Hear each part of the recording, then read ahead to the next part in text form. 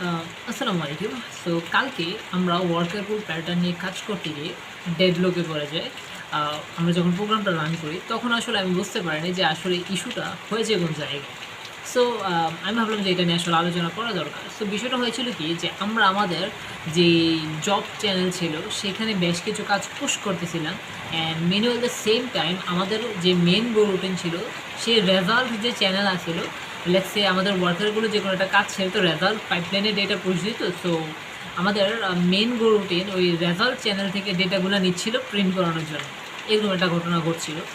So এই সময় এমন একটা ঘটনা হয়েছে যে লেটস সে আমার জব যে চ্যানেলটা আছে সেখানে আমি বেশ কিছু ডেটা শুরুতে দিয়ে দিছি অ্যান্ড আমাদের ওয়ার্কার সেগুলোকে প্রসেস করতেছে।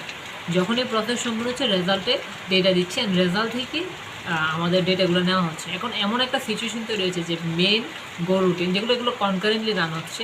সো এমনও হইতে পারে যে লেটস সে রেজাল্টের মধ্যে কোনো ডেটা নাই বাট মেন গো রুটিন রেজাল্ট থেকে একটা ডেটা পাইতে চাইতেছে। এরকম একটা সিচুয়েশন তৈরি হয়েছে যেখানে লেটস আমাদের রেজাল্ট চ্যানেলটা এমটি বাট আমাদের মেইন গো রুটিনটা রেজাল্ট চ্যানেল থেকে একটা ডেটা এক্সপেক্ট করতেছে, কারণ আমাদের চ্যানেলটা ওপেন ছিল।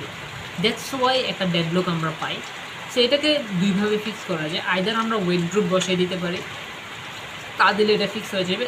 আইদার আমরা আমাদের চ্যানেল থেকে ঠিক 20 বার ডেটা নিব, কারণ আমরা জানি 20 বার ডেটা আসবে, দেন আমাদের প্রোগ্রামকে আমরা ক্লোজ করে দেবো। এই দুইভাবে এটা ফিক্স করা যায়। তো আমরা দ্বিতীয় ওয়েতে করেছিলাম, চাইলে আমরা ওয়েট গ্রুপ দিয়ে করতে পারি। সো এটা কেন শেয়ার করলাম, যাতে আপনারা ট্রাই দিতে পারেন। অ্যাজ অফ আমরা ভুল থেকে শিক্ষা গ্রহণ করি। এটা হচ্ছে ওই সমস্যাটার সমাধান। Thank you all.